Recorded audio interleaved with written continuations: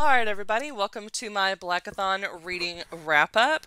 I know I'm like a month behind on this, but I mean, this is just kind of where I'm at right now. My energy levels are just kind of hit or miss, and I feel more motivation to do stuff in this podcast style rather than getting in front of the camera. This is just kind of like the perfect way. It's so easy to edit everything because I just got to slap the pictures on and it's just more relaxed. So hopefully y'all don't mind my face not being on here, but this is just the easiest way I think I can do to give you the information.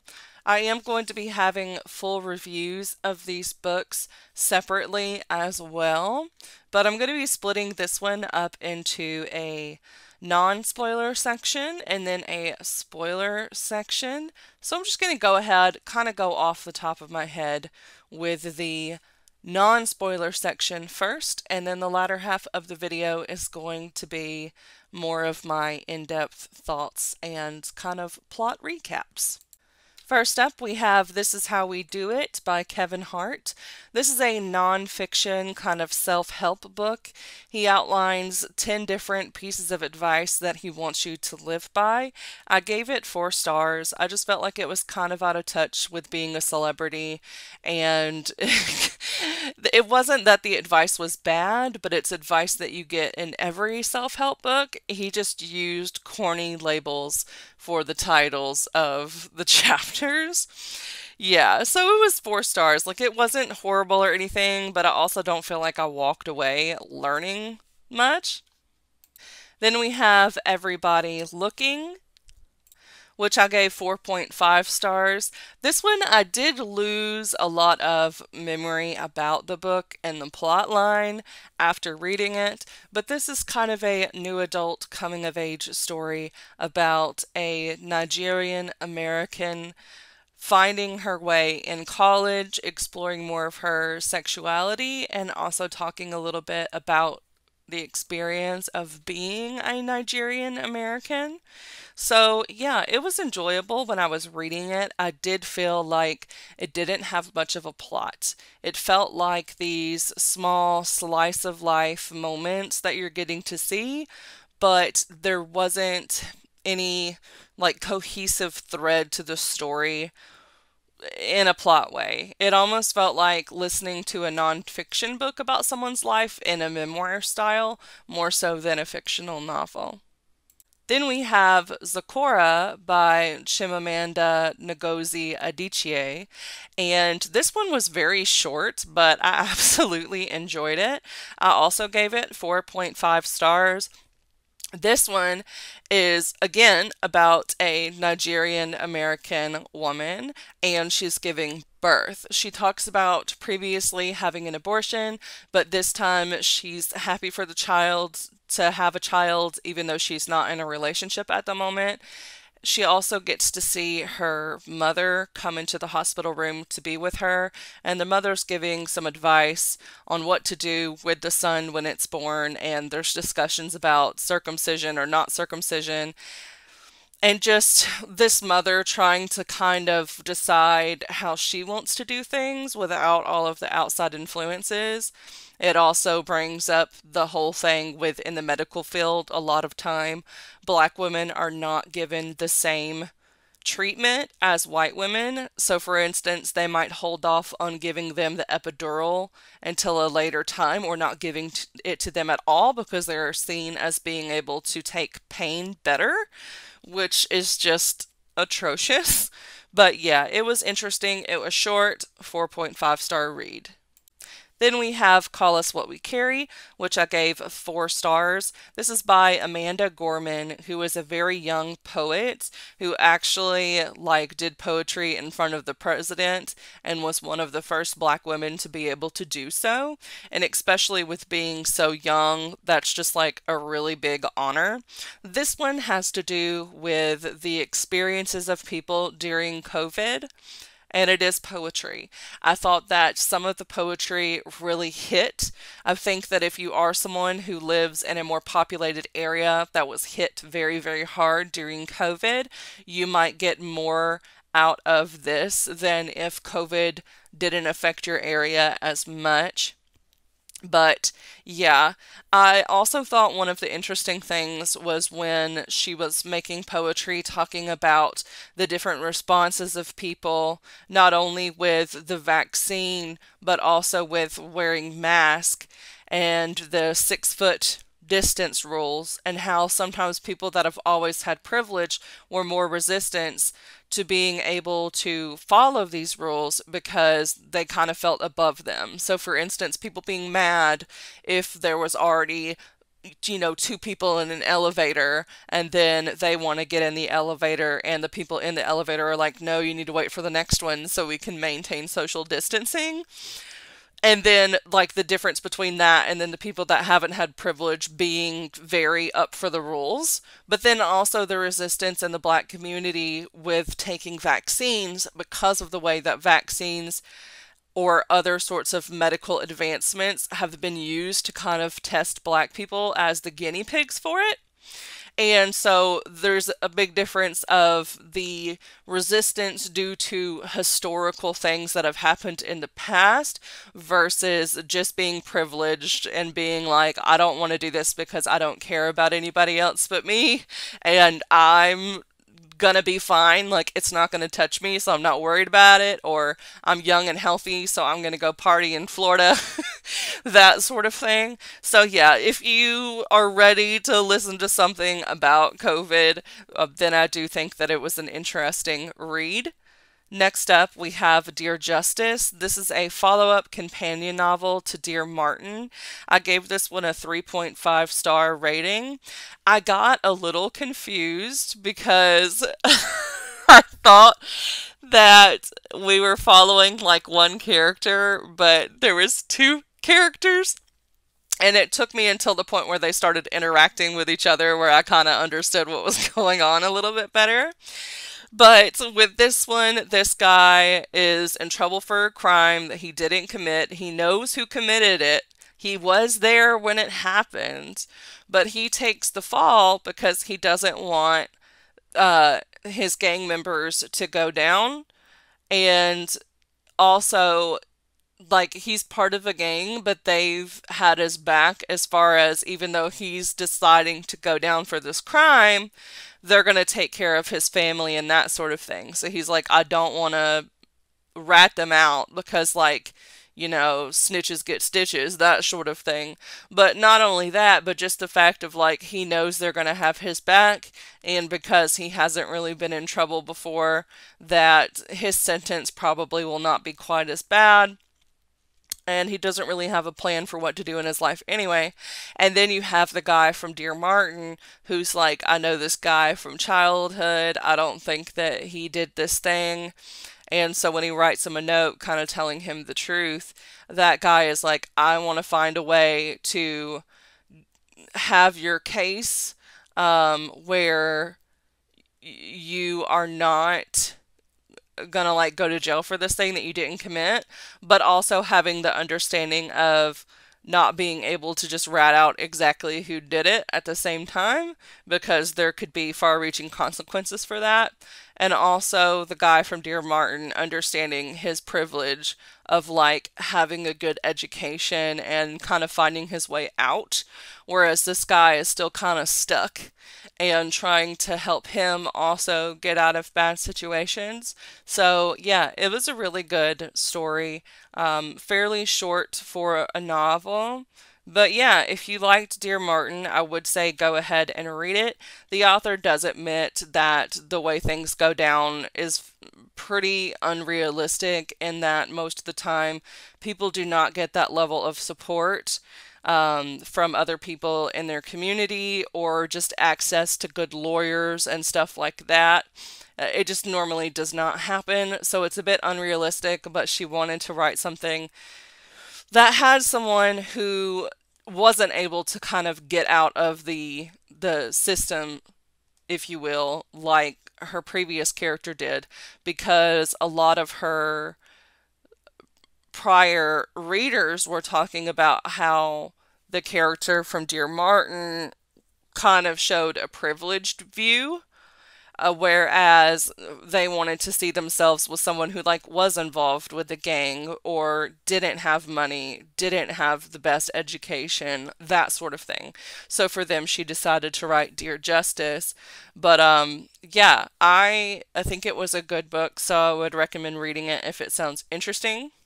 Next, we have Stamped. This was a nonfiction book, and normally I do not like nonfiction books, but I really did enjoy Stamped. I gave it a 5-star rating, and he was like, "This is not a history book." So Jason Reynolds kind of adapted a longer book by Ibram X. Kendi. And this just goes over the history of racism, how it started, who was like the first racist, who was the anti-racist of the time, how people are kind of divided into 3 groups as someone who is racist, someone who believes they're not racist, but still has biases that like they're not even aware of it. So like the unconscious bias that people talk about. And then there's the anti-racist. And he even discusses in the opening chapters how he believed that he was anti-racist until he was writing this book and realized that he had still had some biases. So he had to work through those as he was writing this. He also talks about how a lot of the praised people of the Black community who do make it into the history books are framed in very particular ways, and often sometimes the people that would write those history books would pit people with different ideologies against one another and kind of take a preference. So for instance, the difference between Martin Luther King, who was always seen as like this agent of peace and nonviolence, neglecting to show the later years of life where there was more of the speaking out and like making a scene moments, versus Malcolm X, who was more at the forefront and like, you know, freedom must come at any cost. That sort of thing was kind of seen as the villainous person in history books, and how a lot of the things that were seen as violent were not. There's just, and so, yeah, there was just a lot of interesting things, and talking about the historical figures like Abraham Lincoln, who has been praised as, like, ending slavery and that sort of thing, didn't actually do it for the right reasons, but it was more so a political move, to get like voted in again. So it was just a lot of historical things that you definitely probably were not taught in high school. And just his voice as a narrator was so good. Like, I was just captivated. I've not always liked books by Jason Reynolds. I don't care for his poetry. But as far as a nonfiction writer, Jason Reynolds, I am down for it and would love to listen to another audiobook with him talking about historical things. It was just engaging from page 1 throughout. Then we have Revolution in Our Time, which I gave 4.5 stars. And this is an exploration of the beginning of the Black Panther movement and how it is seen today, and how the original Black Panther movement has evolved into this completely different thing. It even talks about how the FBI got involved, and they would send in people like kind of in disguise to rile up other members of the Black Panther movement and take out violent acts in order to make the Black Panther movement look bad, whereas the purpose of the Black Panther movement was just groups of Black people being law-abiding citizens, doing the same things that were seen as okay for white people, but deemed as aggressive for Black people. So for instance, the constitutional right to bear arms, you would have them go like by the Capitol with guns in silent protest, not making any threatening gestures or anything like that, just with the guns, and that seemed to be this huge threat. And then it talks about things like January 6th with the insurrection, with white people doing the same thing, and the police kind of just standing by and not caring. Whereas when black people do that in protest or other things like that, it's seen as more violent and like pepper spraying and tear gas and all that kind of stuff, because people are fearful. And so it also talks about how the Black Panthers had like these 10 tenets that they lived by, in trying to secure their rights, and also uplift their communities and have like black owned businesses, and improve education, like all these good things that they were doing for the community. And then how people didn't like that because as they became more successful, they were also getting positions in government, which meant that they were taking some of the power back. And the ones who had always been in power felt threatened by that, which is why they used things like infiltrating in order to make the Black Panthers appear as this violent force that needed to be taken down, instead of fairly representing them by the majority of the people who were involved. It's kind of similar to how the Black Lives Matter movement has been framed throughout the years, where you take some of the more violent instances and talk about those in media and news, but not talking about like the actual underlining message of the movement. So yeah, that was interesting. Then we have Clap When You Land, which I gave 4.5 stars. When I picked this up, I thought that this had to do with 9/11, but it did not. This was a plane crash, not a terrorist type hijack, that took place like a month after. One of the funny things that like has nothing to do with this book but was in this book was when they mentioned using Netflix, and this is like in 2001, and I'm like, what? Netflix was around in 2001? So I thought that was funny, like totally irrelevant, but I was just like, I had to like look more into the book at that point because I was like, did I get the setting wrong? I don't know what's going on here. But this had to do with two girls. They wind up finding out after the death of their father that they are half sisters and that the dad has been living this double life. This is something that you know right on the onset because one of the characters is aware of this. She discovered it by reading a love letter, and the other one is not aware of it. And you kind of see how they both cope with this information, but also want to get to know each other, and then kind of mourning the dad you thought you knew. So yeah, it's like an emotional coming of age read and has a lot to do with trauma and just family and race as well, because you have these two people. One of them is living in the US and one of them is not. For some reason, I can't remember the exact country. I'll pause and look that up real quick. Okay, so the other girl is Dominican.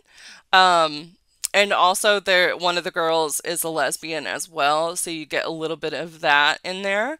But yeah, so this one was just an interesting story with explorations of grief and family dynamics that you might find appealing to read about. And last but not least, we have Felix Ever After, which I gave 5 stars. As far as the fiction books that I read like 29 books total. As far as the fiction books that I read, I would say Felix Ever After was most likely my favorite of the bunch. Felix is not a perfect character. He has his flaws.